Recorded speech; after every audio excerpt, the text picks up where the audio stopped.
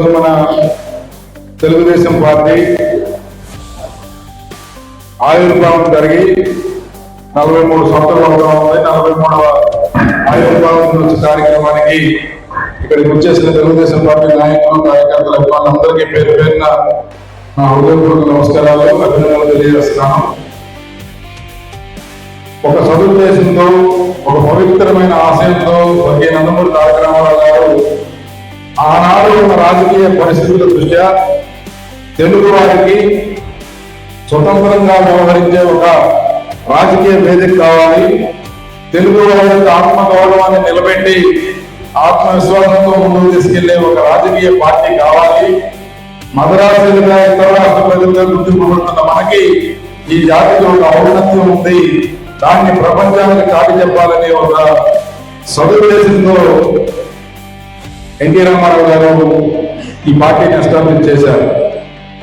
తర్వాత మీరందరూ ఈ 43 ఏళ్ల సుదీర్ఘ ప్రయాణంలో మనం ఈ యొక్క ప్రయాణాన్ని గమనించినట్లయితే ఏ ఉద్దేశం కోసం, ఏ కారణంతో మన పార్టీ ఎస్టాబ్లిష్ చేయడం జరిగిందో దాన్ని ఎక్కడా కూడా డీవియేట్ కాకుండా 43 సంవత్సరాలుగా నడుస్తూ ఉంది.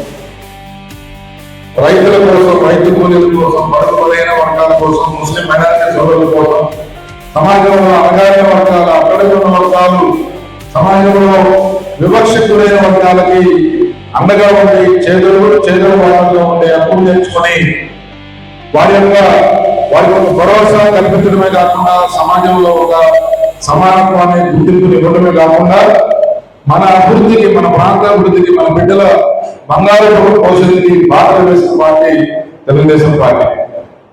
ఇలాంటి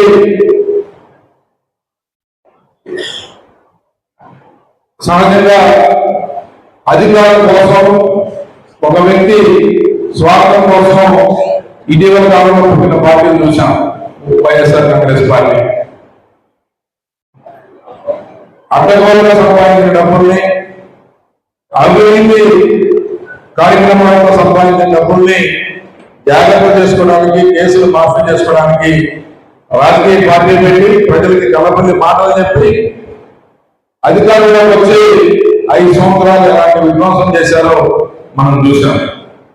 తెలుగుదేశం పార్టీ 43 సంవత్సరాలుగా అధికారంలో ఉన్న, ప్రతిపక్షంలో ఉన్న, నిత్యం ప్రజల పక్షాన్ని నిలబడి పనిచేసింది. కాబట్టి ఈ రోజు చెక్కు చెదరని ముద్ర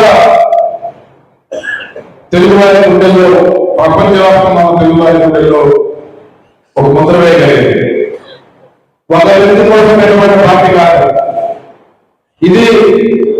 43 సంవత్సరాలుగా అధికారంలో ఉన్నప్పుడు పేద ప్రజల కోసం, అలాగే అగ్రవర్ణ వర్గాలకు ప్రభుత్వ పథకాలు అందించడానికి, సామాన్య ప్రజల ప్రభుత్వాన్ని చేరవేసేదానికి, మంచి అభివృద్ధి తీసుకుని రాష్ట్రాన్ని, మన ప్రాంతాన్ని తీసుకెళ్లేదానికి నిరంతరం పనిచేసింది.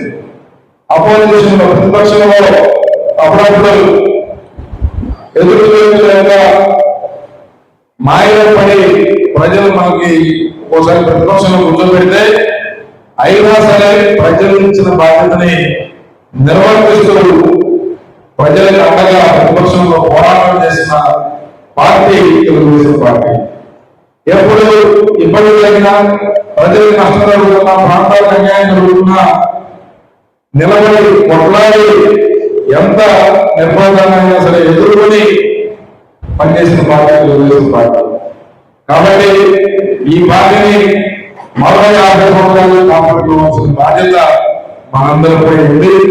తెలుగు వారు ఉన్నంతకాలం, తెలుగు జాతి ఉన్నంతకాలం ఈ పార్టీ నిలబడాలి, ఈ జెండా ఎదుగుతూనే ఉండాలి, నిత్యం ప్రజల కోసం పనిచేయాలని చెప్పి ఆకాంక్షిస్తూ దీనికోసం మన వంతు బాధ్యతగా, మనందరి కర్తవ్యంగా మనకు ఇచ్చిన అవకాశం, మనకు ఇచ్చిన బాధ్యతని నిర్వహిస్తూ ముందుకు వెళ్ళాలని చెప్పి ఈ సందర్భంగా కోరుకుంటూ